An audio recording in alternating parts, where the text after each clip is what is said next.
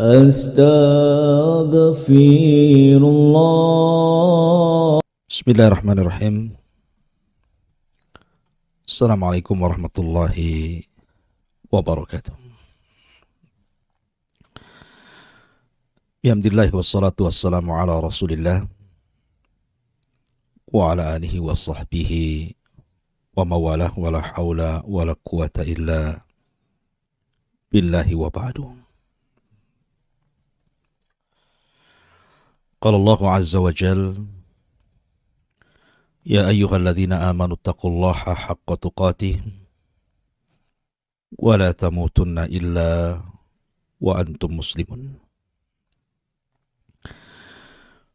Fa inna asdaqal hadithi kitabullah wa khairal huda huda Muhammadin sallallahu alaihi wasallam wa syarrul umuri muhdatsatuha wa kullu muhdatsatin bid'ah wa kullu bid'atin dhalalah wa kullu dhalalatin finnar. Ma'asyiral muslimin, para pemirsa Kiswah TV dimanapun Anda berada. Tema di pagi hari ini kita akan membahas tentang kehebatan dan keajaiban bulan Ramadan. Bulan Ramadan adalah bulan yang sangat mulia. Kemuliaan bulan Ramadan menjangkau seluruh bulan-bulan dalam 12 bulan. Artinya bahwa bulan Ramadan itu adalah sayyidus syuhur, pemimpinnya bulan-bulan. Tentu ada alasannya. Ya, karena di bulan Ramadan banyak kenikmatan-kenikmatan yang Allah Subhanahu wa ta'ala anugerahkan kepada hamba-hambanya selama 1 bulan. Ma'asyiral muslimin yang dimuliakan Allah Subhanahu wa ta'ala. Di zaman Nabi sallallahu alaihi wasallam ada seorang sahabat bertanya kepada Nabi sallallahu alaihi wasallam dan mengatakan, "Ya Rasulullah, arabbuna qaribun fanunaji am ba'idun fanunadi?" Rasul, Rabb kita ini dekat atau jauh? Kalau dia dekat, maka kami akan berdoa kepadanya dengan cara pelan. Tetapi kalau Rabb kita jauh, maka kami akan memanggilnya. Maka Nabi SAW terdiam sampai datang Jibril. Kemudian Jibril alaihi salatu wassalam membawa wahyu Allah Subhanahu wa ta'ala dan menyuruh Nabi SAW mengatakan, sesungguhnya Rabb kami dekat. Kemudian Allah Subhanahu wa ta'ala berfirman, wa idza sa'alaka ibadi anni fa inni qarib ujibu da'watad da'i idza da'an falyastajibuli wal yu'minu bi la'allahum yarshudun. Apabila hamba-hambaku bertanya kepadamu wahai Muhammad soal diriku, fa inni qarib, katakan aku dekat. Ujibu da'watad da'i idza da'an, akulah yang mengabulkan setiap permintaan hambaku yang meminta kepadaku. Dan ayat ini, ayat kedekatan Allah Subhanahu wa ta'ala dengan hambanya, terselip di antara ayat-ayat yang bicara tentang Ramadan. Di mana permulaan ayat Allah mengatakan, Syahrul Ramadan alladzi unzila fihi al-Quran. Bulan Ramadanlah bulan diturunkan Al-Quran. Baru kemudian ayat wa idza sa'alaka ibadi anni fa inni qarib. Apabila hambaku bertanya kepadaku, katakan aku dekat. Dan setelahnya, uhillat lakum lailatas siyam arrafathu ila nisaikum. Dihalalkan bagi kalian di malam hari orang yang berpuasa untuk menggauli istri-istri mereka. Artinya ayat kedekatan Allah terselip di antara dua ayat yang bicara tentang Ramadan. Seolah-olah Allah subhanahu wa ta'ala ingin katakan bahwa kedekatan seorang hamba kepada Allah ataupun kedekatan Allah subhanahu wa ta'ala kepada seorang hamba itu jauh lebih dekat di bulan Ramadan dibandingkan bulan-bulan yang lainnya. Kenapa? Karena amal soleh itu mudah terbentuk di bulan Ramadan. Tidak ada solat terbanyak dilakukan manusia kecuali bulan Ramadan. Tidak ada puasa yang banyak dilakukan manusia kecuali Ramadan. Tidak ada orang zakat ataupun sedekah yang banyak disalurkan kecuali bulan Ramadan. Bahkan kita lihat masjid-masjid penuh dimakmurkan kaum muslimin. Suara Al-Quran seperti suara tawon keluar dari musola dan masjid-masjid kaum muslimin. Orang-orang yang menutup aurat, wanita-wanita yang menutup aurat, yang di luar Ramadan, mereka tidak malu untuk memakai hijab. Masuk Ramadan, mereka berusaha untuk menutup aurat. Dan begitu seterusnya.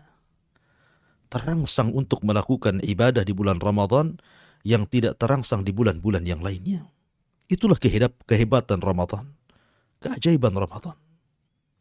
Karena Ramadan jami'ul arkanil Islam. Ramadan itu mencakup seluruh rukun Islam. Syahadat lebih banyak dibaca di bulan Ramadan. Salat lebih banyak dilakukan di bulan Ramadan. Bukan hanya salat wajib. Bahkan salat sunnah. Seperti tarawih umpamanya. Qiyamul lail yang diawalkan. Hampir semua masjid penuh. Kemudian zakat. Orang yang menunaikan zakat, orang yang menunaikan sedekah, banyak menunggu momen Ramadan. Kemudian puasa, ya karena memang puasa itu sendiri adalah kewajiban yang dilakukan seorang hamba dari Allah. Puasa Ramadan. Termasuk juga haji. Haji dan umrah. Itu juga dilakukan di bulan Ramadan. Kalau ada yang mengatakan, bukankah haji dilakukan di bulan Dzulhijjah? Tepat di tanggal 8 sampai tanggal 13. Kenapa kemudian dikatakan haji pun bisa dilakukan di bulan Ramadan? Maksudnya adalah orang yang umrah, kemudian dia berangkat umrah di bulan Ramadan, maka pahalanya sama dengan haji bersama Nabi SAW di Wada. Ketika di zaman Nabi SAW ada seorang wanita menangis karena tidak ikut hajjatul wada dengan Nabi SAW, karena Rasul itu haji cuma 1 kali, tapi umrah 4 kali. Pertama umrah Hudaybiyah yang tidak jadi, tapi niat umrahnya dicatat umrah. Kemudian ada namanya umratul qadha setahun setelahnya. Kemudian ada namanya umrah al-Ji'ranah yang itu dilakukan di bulan Ramadan. Lah wanita ini pernah umrah di bulan Ramadan bersama Rasul, tapi tidak ikut haji wada, tidak ikut haji perpisahan bersama Nabi SAW. Sementara Rasul tidak mengulang hajinya, cuma 1 kali seumur hidupnya. Maka wanita ini datang kepada Nabi SAW menangis karena tidak ikut haji bersama Rasul. Tetapi Nabi SAW mengatakan, jangan menangis. Bukankah engkau pernah umrah di bulan Ramadan bersamaku? Maka Nabi SAW mengatakan, umratu fi Ramadan ta'dilu hajjata ma'i. Umrah di bulan Ramadan sebanding dengan haji bersamaku. Artinya bahwa Ramadan mencakup arkanul Islam. Semua rukun Islam itu banyak dilakukan di bulan Ramadan. Ya, karena Ramadan sekali lagi adalah tempat ajang orang itu tazawud bittaqwa, berusaha untuk mencari bekal dengan ketakwaan kepada Allah Subhanahu wa taala. Wa tazawwadu fa inna khaira zadi taqwa. Carilah bekal, dan sebaik-baik bekallah ketakwaan kepada Allah, Dan orang yang bertakwa di bulan Ramadan jauh lebih banyak dibandingkan di luar Ramadan. Tentu ada sebabnya. Disinilah kita akan bercerita keajaiban, kehebatan bulan Ramadan. Kenapa bisa manusia terangsang beribadah sedemikian rupa hebatnya di bulan Ramadan yang tidak bisa dilakukan di luar Ramadan. Yang pertama, ma'asyiral muslimin wal muslimat, para pemirsa kiswah yang dimuliakan Allah Subhanahu wa taala. Ramadan adalah syahrul Quran. Sehingga Allah Subhanahu wa taala berfirman di dalam Al-Qur'anul Karim, "Syahrul Ramadan alladzi unzila fihi al-Qur'an, huda lin-nasi wa bayyinatin minal huda wal furqan." Bulan Ramadanlah bulan diturunkan Al-Quran. Dan Al-Quran sendiri adalah petunjuk. Petunjuk bagi orang-orang yang hendak mencari petunjuk. Itulah Al-Quran. Dan Al-Quran itu mengangkat segalanya. Dengan Al-Quran, seseorang bisa terangkat. Dengan Al-Quran, malam bisa terangkat. Bulan bisa terangkat. Karena Al-Quran itu mengangkat segalanya. Inna Allah yarfa'u bihadal kitaba aqwaman. Sesungguhnya Allah Subhanahu wa ta'ala mengangkat sebuah kaum dengan Al-Quran. Ketika Allah Subhanahu wa ta'ala turunkan Al-Quran lewat malakul Jibril, lewat malaikat Jibril, maka Jibril menjadi sayyidul malaikah, pemimpinnya para malaikat. Ketika kemudian Allah Subhanahu wa taala turunkan Al-Qur'an kepada Nabi sallallahu alaihi wasallam, maka Nabi sallallahu alaihi wasallam menjadi sayyidul awwalin wal akhirin, bahkan sayyidul anbiya'i wal mursalin, pemimpinnya para nabi dan rasul. Ketika Al-Qur'an turun di malam Lailatul Qadar, maka malam itu menjadi sayyidul lail, pemimpinnya malam-malam. Ketika Al-Qur'an turun di bulan Ramadan, maka Ramadan menjadi sayyidus syuhur, pemimpinnya bulan-bulan. Anda bisa bayangkan, kalau Al-Quran mengangkat derajat Jibril sehingga menjadi pemimpin para malaikat, mengangkat derajat Rasul sehingga menjadi pemimpin para nabi dan Rasul, mengangkat malam Lailatul Qadar sehingga malam itu malam terbaik dalam setahun, mengangkat bulan Ramadan sehingga kemuliaan Ramadan menjangkau seluruh kemuliaan bulan-bulan. Bagaimana kalau seandainya Al-Quran ini diletakkan dalam dada-dada Anda, diletakkan di dada-dada kaum muslimin, tentu akan terangkat derajatnya. Makanya Nabi SAW bersabda, "Khairukum man ta'allama al-Qur'ana wa 'allamahu." Sebaik-baik kalian, orang terbaik di antara kalian, kata Rasul, adalah orang yang mengajarkan Al-Quran, belajar Al-Quran dan mengajarkan Al-Quran. Subhanallah. Di zaman Amirul Mukminin Umar bin Khattab radhiyallahu anhu, datang Amir Mekah menghadap Amirul Mukminin Umar bin Khattab radhiyallahu anhu. Ketika itu Umar bin Khattab radhiyallahu anhu bertanya kepada Amir Mekah ini, "Kau datang kepadaku, siapa yang menggantikan posisimu di Mekah?" Maka Amir Mekah mengatakan, "Abdurrahman ibn Abza, wahai Amirul Mukminin." Subhanallah. Umar bin Khattab tidak kenal Abdurrahman ibn Abza. Sehingga dia bertanya kepada Amir Mekah ini, siapa Abdurrahman ibn Abza itu? Maka Amir Mekah mengatakan, "Ya Amirul Mukminin, dulunya dia mantan budakku. Kemudian kumerdekakan dia dan kujadikan dia wakilku." Umar terperanjat dan mengatakan, "Apa tidak ada orang merdeka? Kenapa kau jadikan mantan budak untuk menjadi wakilmu?" Maka kata Amir Mekah mengatakan, "Ya Amirul Mukminin, fa innahu alimun bi kitabillah wa alimun bi faraidillah." Karena Abdurrahman ibn Abza itu, wahai Amirul Mukminin, dia pakar dengan Quran, ahlinya Al-Quran. dan dia juga mengetahui ilmu faraid, dan dia apabila berhukum maka dia akan menghukum manusia dengan keadilan. Kata Umar bin Khattab, subhanallah, sadaqan Nabi sallallahu alaihi wasallam hina yaqul yarfa'u bihadzal kitaba aqwaman wa yada'al akharin. Subhanallah. Sungguh benar apa yang disabdakan Nabi sallallahu alaihi wasallam. Terkadang Allah subhanahu wa ta'ala mengangkat sebuah kaum karena Al-Quran dan merendahkan yang lainnya pun karena Al-Quran. Al-Quran mengangkat segalanya. Makanya Ramadan menjadi mulia karena ada malam Lailatul Qadar. Dan malam Lailatul Qadar menjadi mulia karena turunnya Al-Quran. Inilah keajaiban dan kehebatan bulan Ramadan. Oleh karena itulah maka jangan pernah meninggalkan Al-Quran di bulan Ramadan. Karena di zaman Nabi SAW, apabila datang bulan Ramadan, maka akan terdengar suara Al-Quran di rumah-rumah kaum muslimin.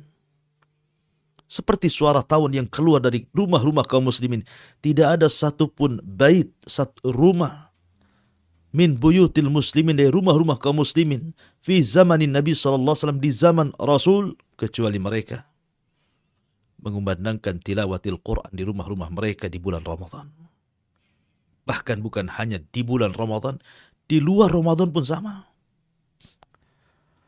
Sampai-sampai Nabi SAW suatu malam keluar. Kemudian melewati rumahnya Abu Musa al-Ash'ari radhiyallahu an. Didengarnya suara Abi Musa itu sedang membaca Al-Quran. Subhanallah, indah suaranya. Sampai Rasul tertegun sehingga kemudian Rasul berdiri di samping rumah Abu Musa al-Ash'ari tanpa sadar waktu pun kemudian mendekati waktu fajar. Maka Nabi bergegas pulang kemudian melaksanakan sholat subuh berjamaah.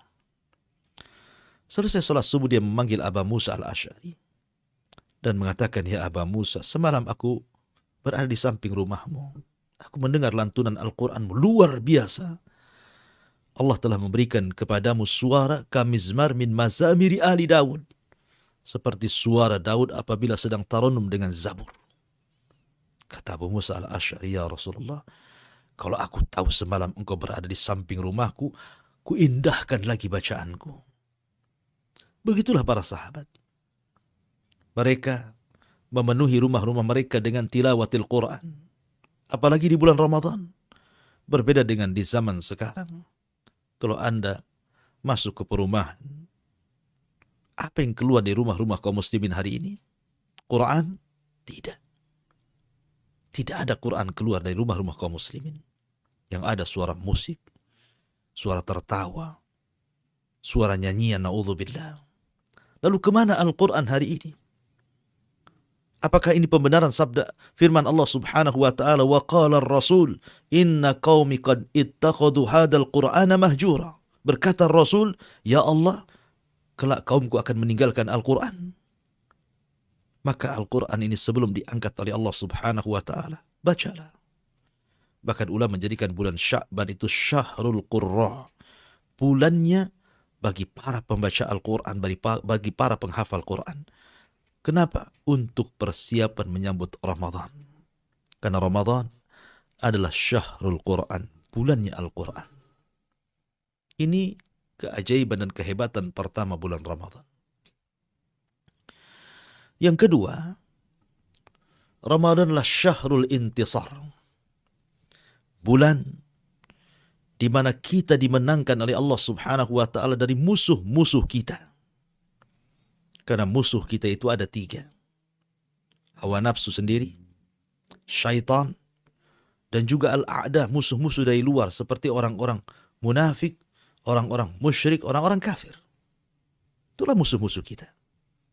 Dan Ramadan syahrul intisar, kita bisa dimenangkan untuk melawan mereka. Pertama, hawa nafsu. Allah subhanahu wa ta'ala berfirman, wa innan nafsa la ammaratun bisu'.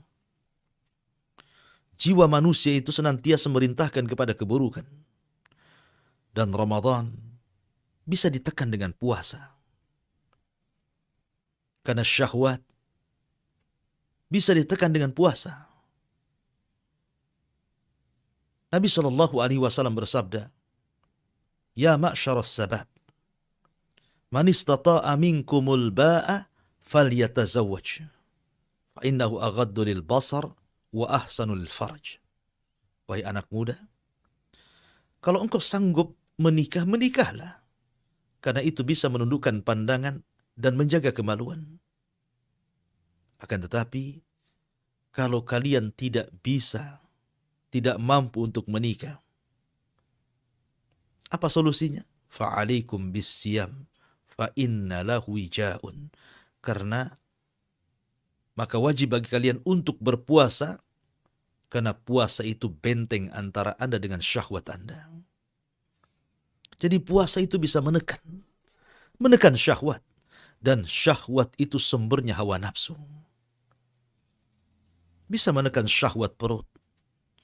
Karena bagaimanapun, puasa itu menahan lapar dan dahaga. Artinya, berusaha untuk tidak makan dan tidak minum. Subhanallah, faedahnya apa? Kalau seandainya sesuatu yang dihalalkan saja dilarang di bulan Ramadan. Sesuatu yang dihalalkan dilarang di bulan Ramadan. Seperti seseorang suami menggauli istrinya, itu kan halal. Sah-sah saja. Bahkan berpahala. Akan tetapi dilarang di bulan Ramadan. Kalau yang haram saja, yang halal saja, tidak dibolehkan. Bagaimana mungkin yang haram dilakukan? Sesuatu yang mubah dilarang. Makan itu mubah, minum itu mubah. Dilarang apabila Anda sedang berpuasa. Apalagi sesuatu yang sifatnya makruh atau sampai kepada yang haram, tentu lebih dilarang lagi. Maka Ramadan mampu seseorang menekan musuh dari dalam, menekan hawa nafsu, wa nahan nafsa anil hawa, fa innal jannata hiyal ma'wa. Yang kedua, Ramadan bisa mengalahkan musuh kita dari kalangan syaitan, kalangan jin yang jahat.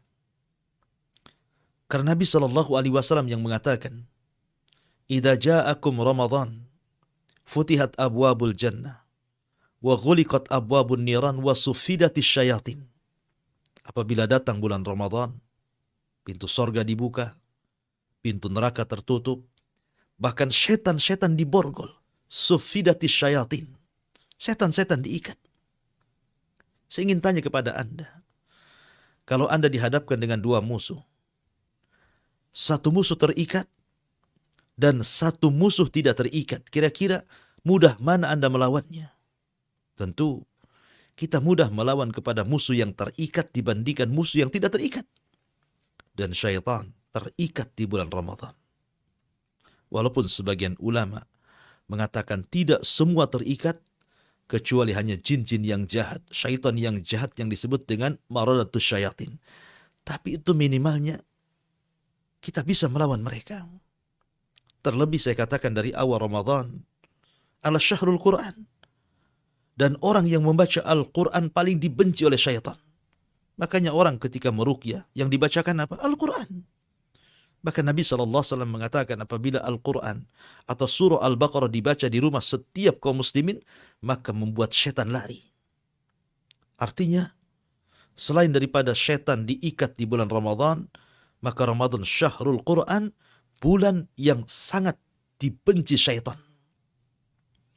Dan ketika setan disempitkan ruang langkahnya untuk menggoda Bani Adam, maka manusia mudah untuk berzikir di bulan Ramadan. Karena orang yang dihindarkan dari gangguan syaitan, maka lisannya akan mudah berzikir. Ramadan syahrul dzikri.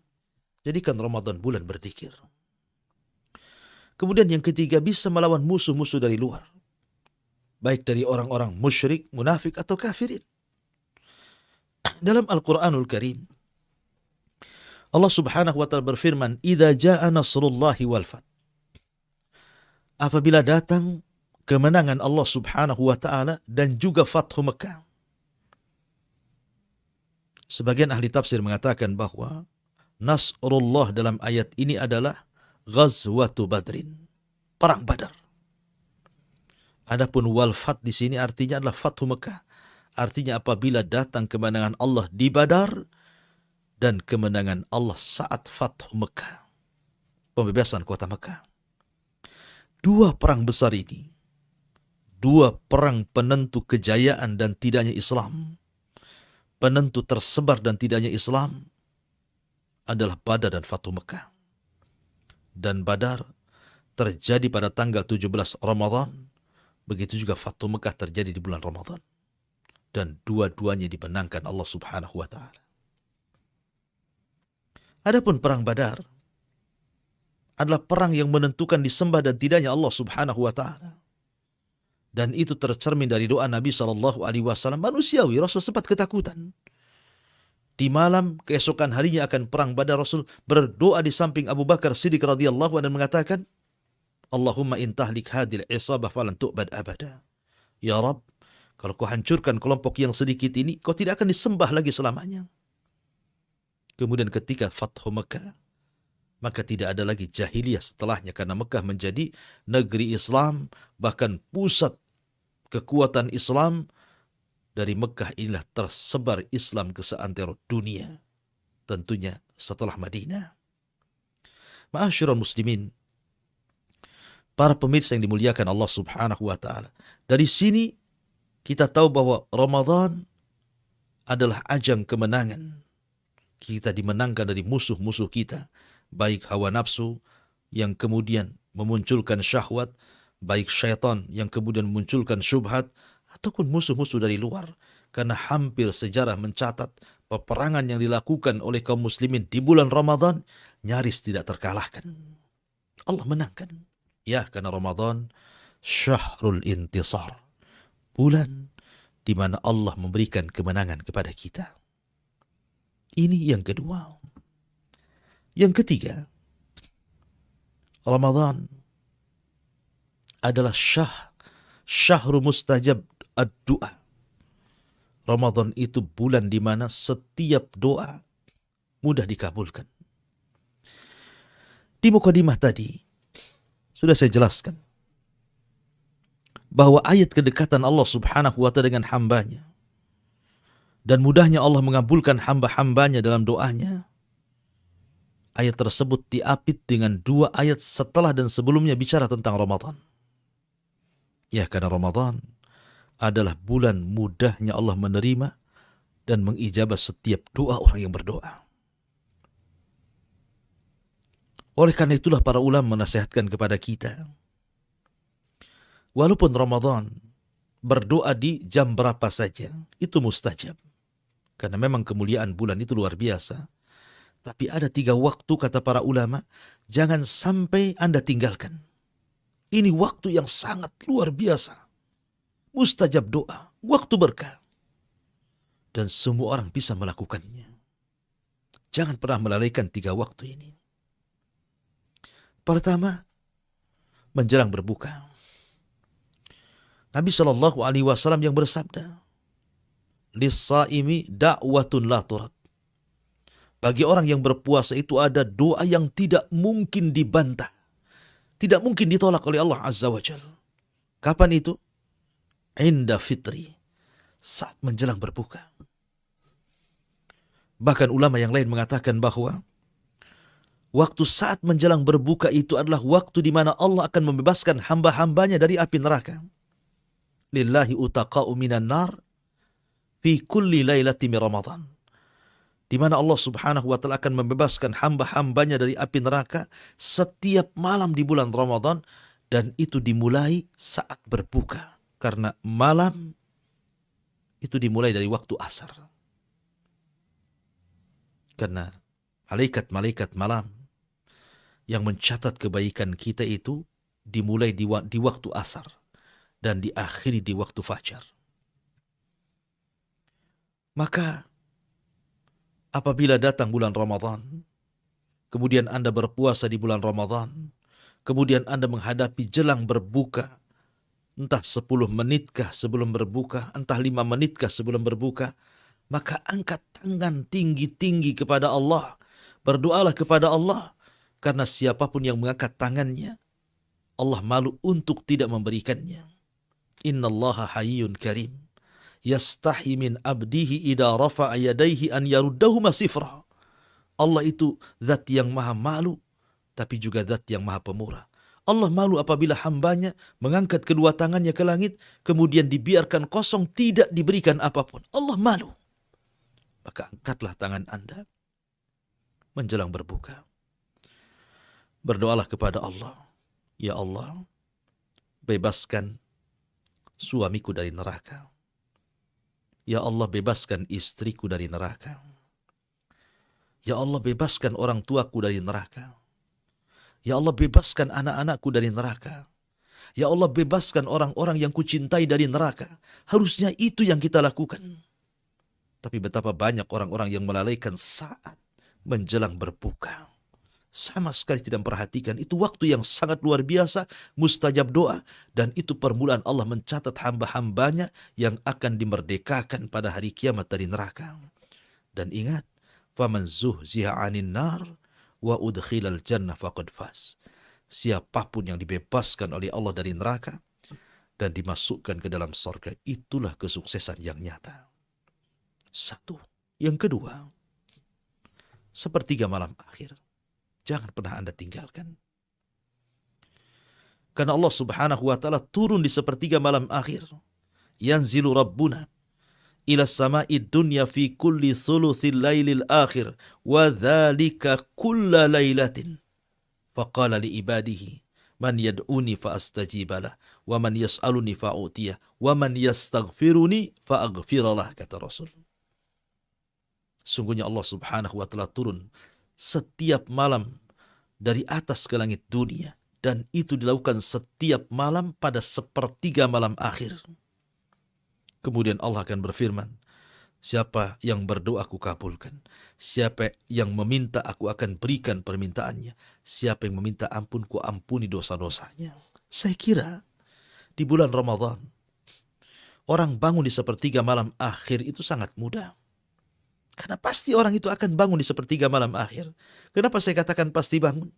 Karena itu waktu sahur. Waktu sahur, waktu berkah. Tasahharu fa inna fi sahurikum barakah. Sahurlah kalian karena pada sahur itu terdapat berkah. Dan berkah itu luzumul khair wa istiqraru. Tetapnya kebaikan dan bertambahnya kebaikan. Itulah berkah. Maka sepertiga malam akhir adalah waktu berkah. Dan berkah sesuatu yang sangat dicari manusia. Sampai Nabi SAW selalu menyebut-nyebut kalimat berkah dalam salam, Assalamualaikum warahmatullahi wabarakatuh. Wabarakatuh artinya berkah. Meminta keberkahan. Dalam doa kunut, wabarik lana fima a'tait. Ya Allah, berikan kepada kami keberkahan. Dalam setiap Nabi SAW apabila datang dari safar kemudian melihat gerbang Madinah, maka Rasul berdoa, Allahumma barik li Madinatina. Allahumma barik li sa'ina wa muddina. Ya Allah, berkahilah kepada Madinah kami. Apabila Nabi SAW datang kepada orang yang baru melaksanakan akad nikah, maka Rasul mengajarkan kepada kita, barakallahu lakuma wa baraka alaikuma wa jama bainakuma fi khairin. Berkah yang dicari.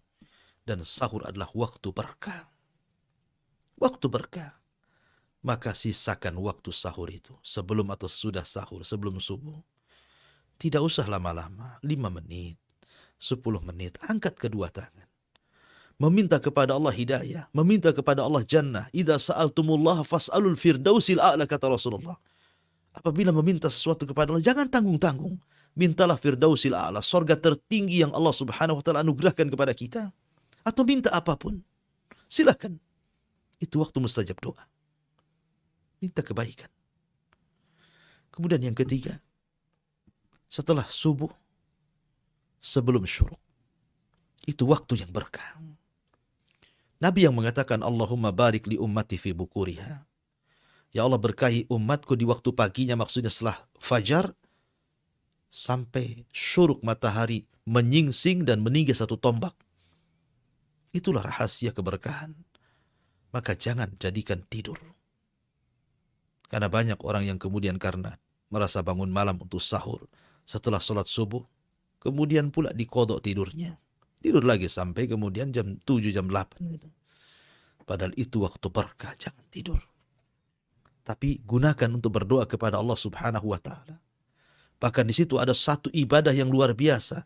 Kata Nabi SAW, barang siapa yang salat subuh berjamaah, kemudian tidak beranjak dari tempatnya, dia berzikir dan membaca Al-Quran, kemudian sampai matahari terbit meninggi satu tombak, kemudian Anda berdiri melaksanakan 2 rakaat salat syuruk, apa kata Rasul? Pahalanya kahajjati wal umrah tamman. Pahalanya sama dengan haji dan umrah secara sempurna.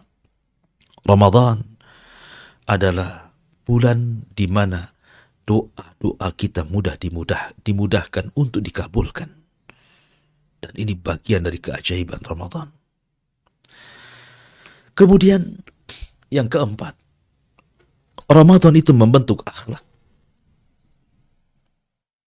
Ramadan itu membentuk akhlak. Termasuk puasa dalamnya membentuk akhlak. Salah satunya akhlak kepekaan kepada manusia. Karena ketika orang itu lapar, dia merasakan bagaimana orang lain lapar.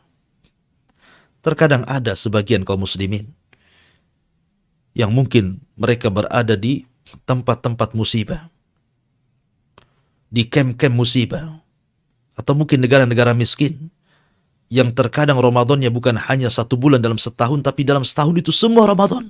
Seolah-olah puasa terus karena tidak pernah makan. Ketika kita diajarkan untuk lapar, untuk dahaga, maka kita dididik untuk menjadi orang yang peka dengan sosial. Menjadi orang yang kemudian memikirkan para fuqara wal masakin. Ali radhiyallahu an suatu ketika bernadar.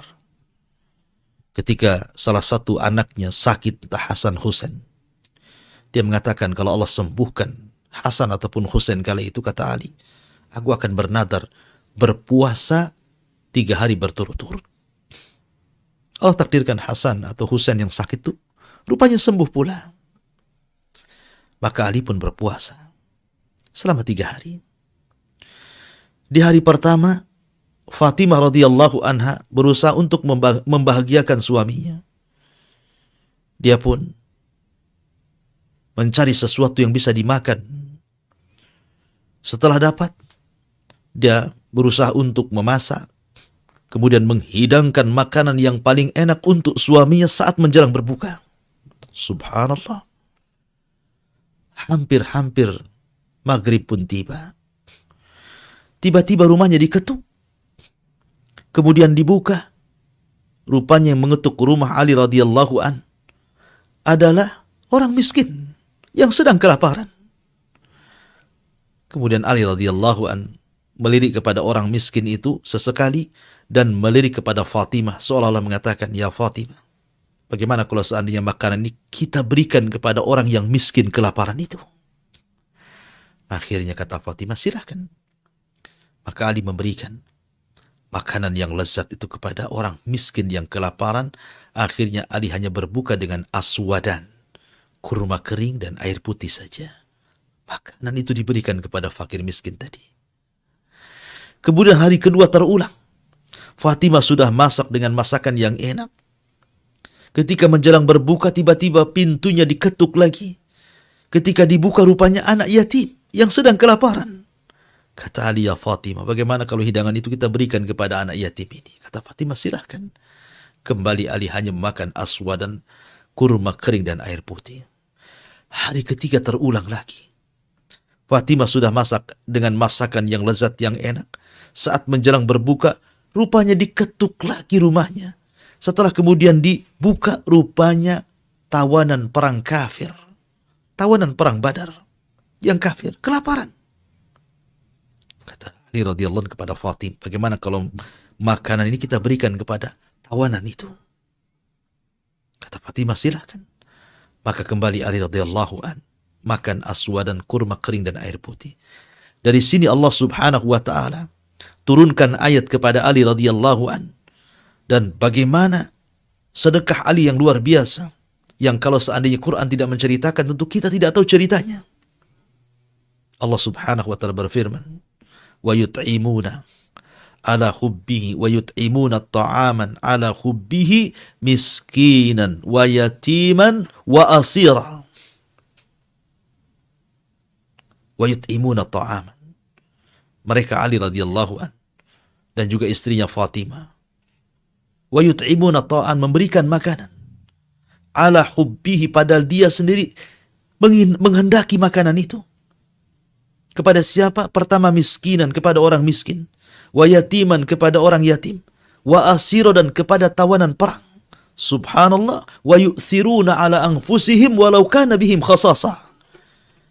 Lihat bagaimana para sahabat Rasul mendahulukan orang lain padahal mereka sendiri kesusahan. Ya. Kenapa Ali radhiyallahu an kemudian sayang kepada orang miskin, sayang kepada orang yatim, sayang kepada para tawanan perang yang kelaparan, akhirnya makan diberikan kepada orang-orang ini? Karena ketika itu Ali sedang berpuasa, dan puasa itu membentuk kepekaan sosial. Gara-gara puasa akhirnya cinta dengan fuqara wal masakin. Karena puasa itu membentuk akhlak. Puasa itu membentuk akhlak. Ya, luar biasa. Itulah keajaiban Ramadan. Dan yang terakhir, karena waktu juga, banyak sebenarnya pembahasan tentang keajaiban dan kehebatan Ramadan. Yang terakhir, Ramadan adalah syahru al-maghfirah wa rahmah. Bulan di mana ampunan Allah subhanahu wa ta'ala melimpah di bulan Ramadan. Dan rahmat Allah menyebar di bulan Ramadan. Kalau kita perhatikan ibadah yang sangat penting ataupun ibadah inti di bulan Ramadan, tentu selain melaksanakan kewajiban Allah Azza wa Jalla, adalah 3: puasa, tarawih, kemudian menghidupkan malam Lailatul Qadar. Dan 3-tiganya disebutkan dalam redaksi hadis Nabi SAW, man sama Ramadanan, wa fi riwayatin man qama Ramadanan, wa fi riwayatin man qama lailata qadrin imanan wa ihtisaban ghufira lahu ma taqaddama min dambi. Barang siapa yang berpuasa, dalam riwayat barang siapa yang salat tarawih, dalam riwayat barang siapa yang menghidupkan malam Lailatul Qadar imanan wa ihtisaban, penuh dengan iman, meyakini perintahnya, meyakini anjurannya, wahtisaban, dan mengharap pahala Allah Azza wa Jalla. Apa yang terjadi? Ghufira lahu ma taqaddama min dambi. Maka Allah akan ampuni dosa-dosanya apa yang sudah berlalu. Subhanallah. Dengan kita berpuasa, Allah mengampuni dosa kita. Dengan sholat tarawih, Allah mengampuni dosa kita. Dengan menghidupkan malam Lailatul Qadar, Allah mengampuni dosa kita. Ya, karena Ramadan juga terdiri dari 3 kata ra, mim, dad. Ramadan. Ramadan yarmadu. Artinya membakar. Apa yang dibakar di bulan ini? Yang dibakar adalah yarmadu dzunub, di mana dosa-dosa kita dibakar selama Ramadan. Sehingga keluar Ramadan saja, kalau kita selama Ramadan meminta ampunan kepada Allah Azza wa Jal, maka kita seperti bayi yang baru dilahirkan. Tapi anehnya, banyak orang-orang yang masuk di bulan Ramadan, masuk di awal Ramadan, dan dia sukses sampai hidup di akhir Ramadan, keluar Ramadan 1 dosa pun tidak diampuni. Na'udzubillah. Sampai Jibril berdoa kepada Allah, ragima anfu rajulin, thumma ragima anfu rajulin, thumma ragima anfu rajulin, adraka Ramadan, falam yughfar min dunubi. Celaka dan binasa, celaka dan binasa, celaka dan binasa orang yang masuk bulan Ramadan 1 dosa pun tidak diampuni, kata Jibril. Kata Nabi SAW, fakultu amin, aku aminkan doanya. Oleh karena itulah maka ini kesempatan emas. Ketika kita susah untuk bertobat di luar Ramadan karena terlampau banyak godaan dan rintangan, baik dari hawa nafsu ataupun syaitan. Sementara Ramadan, hawa nafsu mudah ditundukkan, syaitan mudah dilawan, bahkan musuh-musuh pun mudah dimenangkan. Kenapa tidak kemudian kita berubah? Karena Ramadan itu syahrut taghyir, bulan perubahan. Jangankan lagi manusia, Alam semesta ini dirubah dengan Ramadan. Ramadan bisa merubah sorga. Ramadan bisa merubah neraka. Lihat. Sorga yang tadinya tertutup dengan datangnya Ramadan terbuka. Bahkan ada yang menyerukan kepada kita, ya bagil khairi aqbil wa ya bagil syarri aqsir. Wahai orang yang mencari kebaikan di bulan Ramadan, masuk. Siapa yang mencari kejahatan, keluar. Dan pintu neraka yang tadinya tertutup menjadi terbuka. Bahkan Ramadan membuka pintu-pintu langit. Alam semesta berubah. Dengan kedatangan Ramadan merubah alam semesta. Merubah alam jin, setan-setan terikat. Kalau merubah alam jin, merubah alam semesta, membuka pintu-pintu langit, membuka pintu-pintu sorga, menutup pintu-pintu neraka. Kalau alam semesta, sorga, neraka, alam jin bisa dirubah di bulan Ramadan, kenapa Anda tidak bisa merubah diri di bulan Ramadan? Bukankah Ramadan syahrul taghyir? Bulan kita bisa merubah diri kita dari yang tidak baik menjadi yang baik? Aneh kalau tidak bisa berubah. Ini di antara keajaiban Ramadan. Kehebatan bulan Ramadan. Oleh karena itulah maka berdoalah kepada Allah Subhanahu wa ta'ala agar kita diberikan usia sehingga kaki kita bisa menginjak bulan Ramadan. Bagaimanapun kesempatan kita di bulan Ramadan ini untuk watazawwadu fa inna khaira zadi taqwa. Berbekalah kalian, karena tidak ada bekal terbaik kecuali takwa. Dan inti daripada puasa adalah kutiba alaikumus siyam kama kutiba alal ladina min qablikum. Apa itu maksudnya? La'allakum tattaqun, agar kalian bertakwa.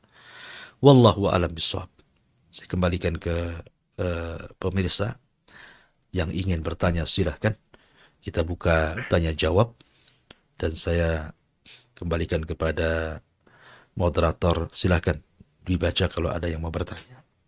Baik Ustaz, jazakallahu khair atas penyampaian materi di pagi hari ini.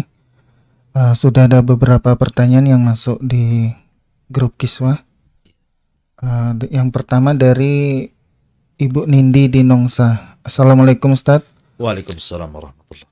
Bolehkah membayar utang puasa Ramadan tahun lalu setelah malam nisfu Sa'ban? Iya. Alhamdulillah. Karena yang bertanya ini seorang wanita, saya ingatkan satu hadis Nabi sallallahu alaihi wasallam.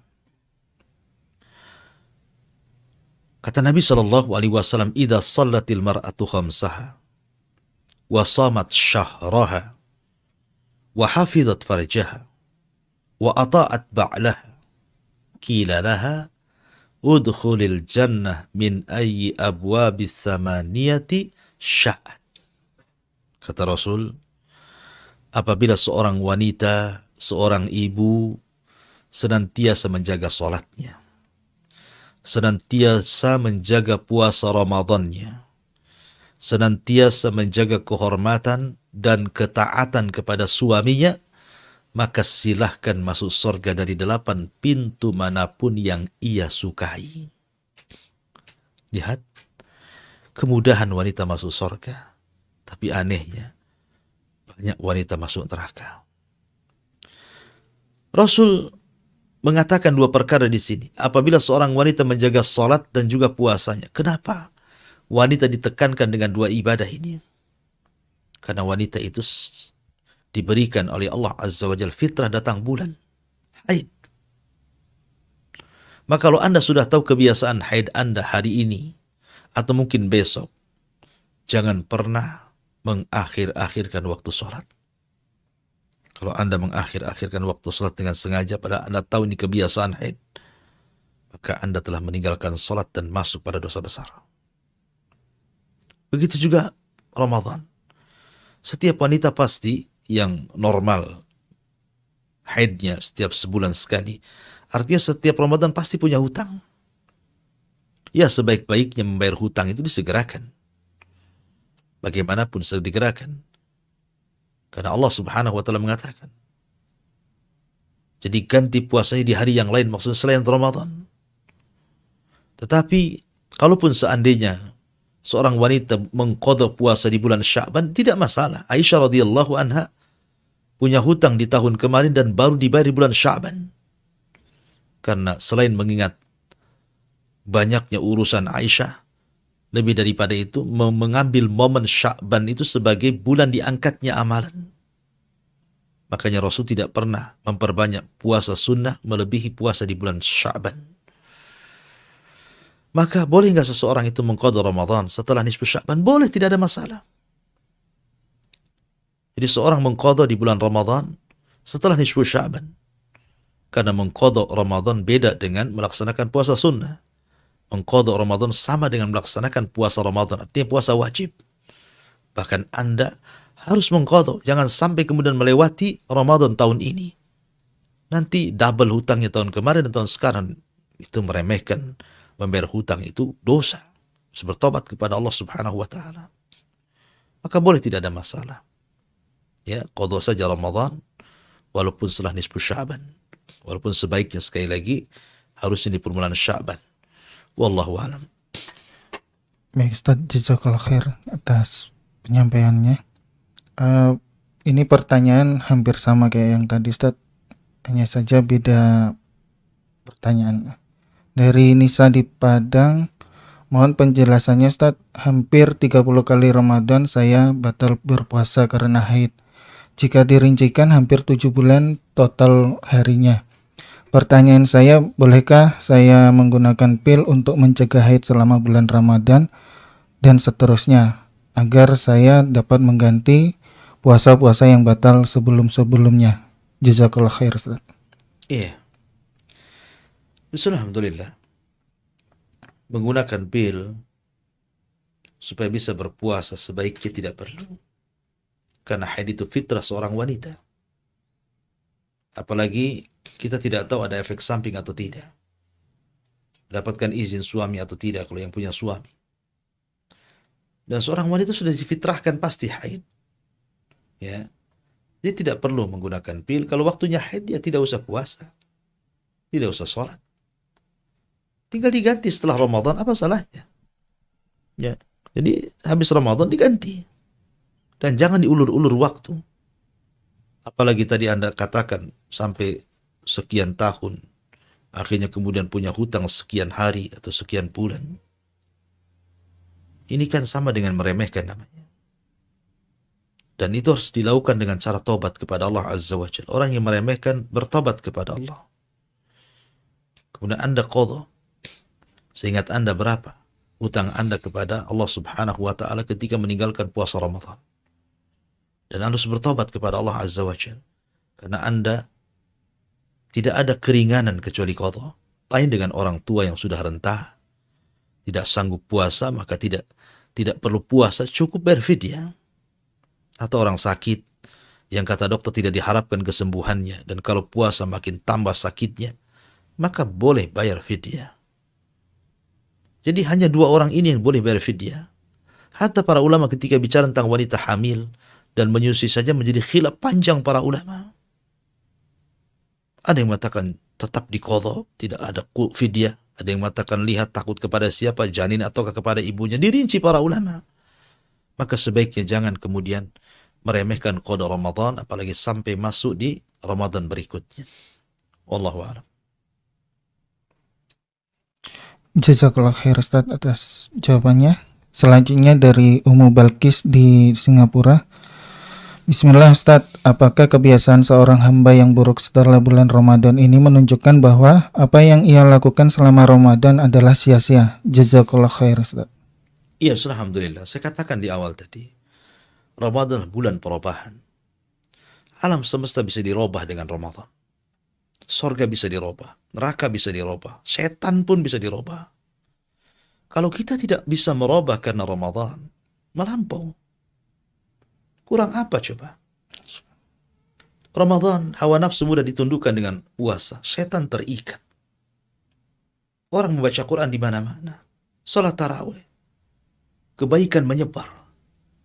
Kalau seandainya tidak menjadi madrasah bagi kita di bulan Ramadan, lalu di bulan mana lagi? Karena hanya satu-satunya bulan yang bisa mentarbiah kita, Ramadan. Itu bulan yang luar biasa di mana orang yang bertakwa jauh lebih banyak dibandingkan di luar Ramadan. Saya katakan tadi, saya contohkan, tidak ada satupun ibadah yang paling banyak dilakukan kecuali Ramadan. Salat tarawih. Lihat, itu salat sunnah tarawih itu. Bukan salat wajib. Tapi lihat antusias manusia ketika datang Ramadan, Qiyamul Lail yang diawalkan itu. Semua masjid penuh. Bahkan saking penuhnya ada yang sampai ke teras. Bahkan bukan hanya ke teras, sampai ke jalan pakai terpal. Ya, saking banyaknya. Orang yang malas baca Quran bisa dengar Quran.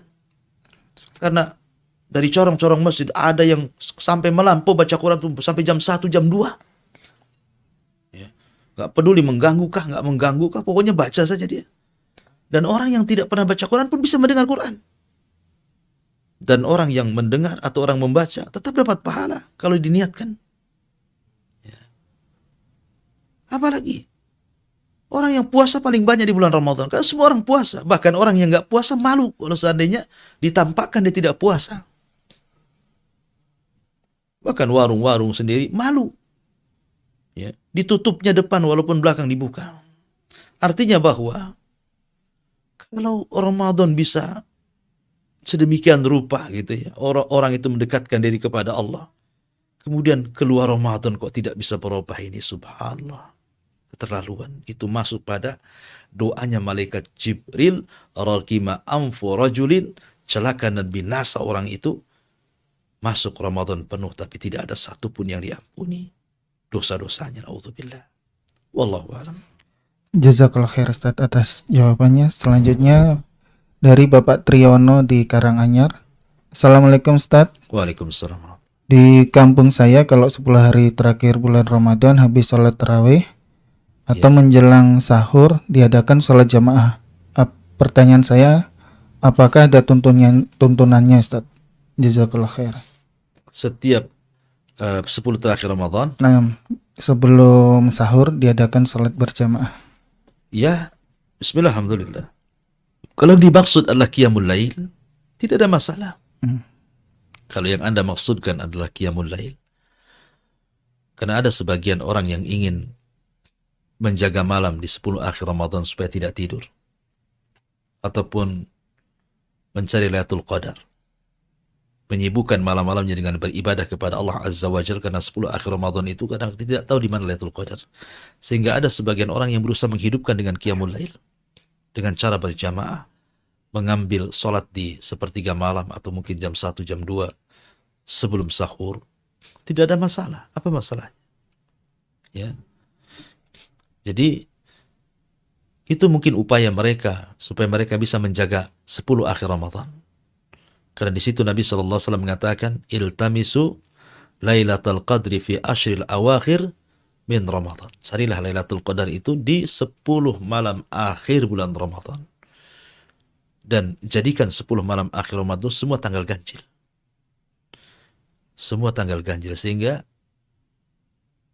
kita bisa menghidupkan 10 malam terakhir. Dan kalau bisa menghidupkan 10 malam terakhir dengan Qiyamul Lail, dengan tahajud, dengan baca Quran, dengan berzikir, saya yakin Anda akan mendapatkan Lailatul Qadar.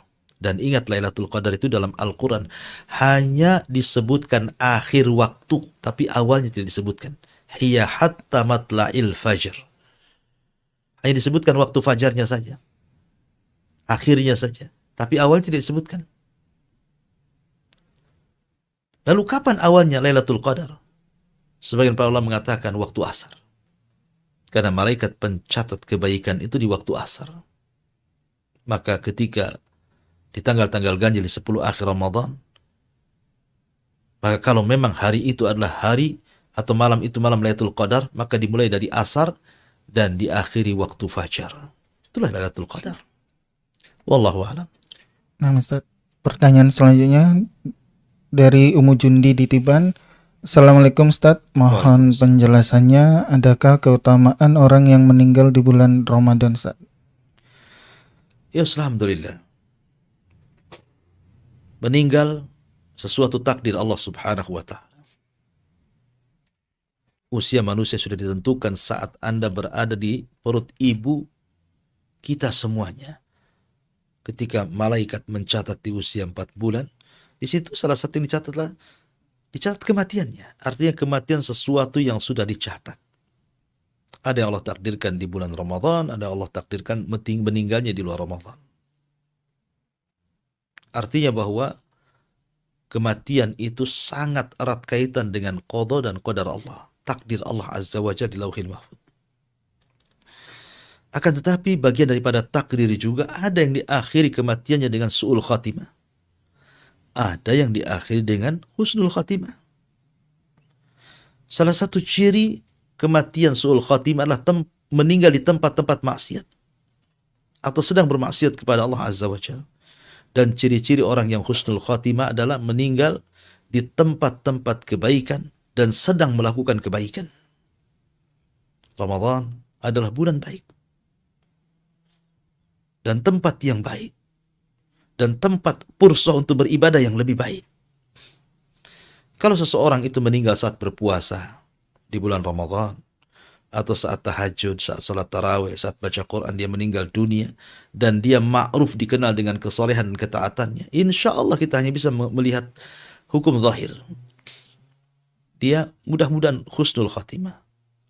Mudah-mudahan husnul khatimah. Ya. Tapi kalau seandainya dia meninggal saja di bulan Ramadan, umpamanya meninggal di waktu maghrib bulan Ramadan, sementara dia bukan orang yang taat, tidak puasa pun walaupun dia muslim, tidak ikut tarawih pun walaupun dia muslim, bahkan meninggalkan salat, naudzubillah, kemudian meninggal di bulan Ramadan, apakah kemudian husnul khotimah? Ya tidak. Ya, dia tidak beribadah, tidak dikenal dengan ibadahnya, maka dia tidak husnul khotimah. Karena bukan penentu kalau meninggal di bulan Ramadan itu lantas kemudian meninggal di atas kebaikan. Adapun hadis tentang masalah idza ja'akum Ramadan futihat abwabul jannah. Apabila datang bulan Ramadan, pintu surga terbuka. Seolah dipahami bahwa karena pintu surga terbuka sehingga orang yang mati di bulan Ramadan itu maka sudah dipastikan masuk surga. Bukan itu pemahamannya. Maksud pintu surga itu dibuka artinya kita dirangsang untuk mudah melakukan amal saleh menuju jalan surga. Karena di pintu-pintu surga itu ada orang-orang yang menyeru, yang diperintahkan Allah untuk menyeru, ya bagil khairi akbil. Wahai orang-orang yang mencari kebaikan, kemarilah. Artinya bahwa ketika pintu surga itu dibuka, maka memudahkan manusia untuk banyak melakukan amal saleh. Wallahu a'lam. Jazakallahu khair atas jawabannya. Pertanyaan terakhir, Ustaz. Ya. Dari Bapak Andi di Cirebon. Assalamualaikum, Ustaz. Waalaikumsalam. Apakah dibolehkan bagi memberikan zakat harta kepada mantan istri yang telah diceraikan? Karena dia mempunyai anak beberapa yang tinggal bersamanya. Syukran, Ustaz. Ya, alhamdulillah. Memberikan zakat mal kepada mantan istri tidak ada masalah, karena sudah bukan orang yang wajib untuk kita nafkahi. Yang jelas sudah talak bain, maksudnya bukan talak raj'i. Talak bain, sudah jadi orang lain maksudnya. Karena zakat itu tidak bisa diberikan kepada orang yang wajib dinafkahi. Seperti orang tua, itu wajib dinafkahi. Bagi anak laki-laki. Kemudian anak-anak, pasangan, suami istri, pokoknya siapapun yang merupakan orang-orang yang ada dalam tanggungan kita, itu tidak wajib zakat kepada mereka. Tidak boleh Anda zakat ke orang tua. Memang sudah selayaknya kita membantu orang tua, bukan karena kita mengirim uang kepada orang tua sebagai uang zakat. Bukan, salah Anda. Ya. Ataupun kepada istri, kepada anak-anak. Tapi bagi orang yang sudah tidak ada hubung kait dengan kita, seperti yang Anda tanyakan tadi, mantan istri, akhirnya dia susah gitu kan. Kemudian Anda berikan zakat fitrah Anda kepada dia, tidak ada masalah. Ya, syukur-syukur kemudian sebab itu jadi rujuk lagi kan gitu ya. Jadi tidak ada masalah, wallahu a'lam. Saya kira ini yang bisa saya sampaikan. Mudah-mudahan ada manfaatnya. Kita tutup dengan kafaratul majlis. Subhanakallahumma bihamdika asyhadu an la ilaha illa anta astaghfiruka wa atubu ilaik. Allahu ta'ala. Assalamualaikum warahmatullahi wabarakatuh.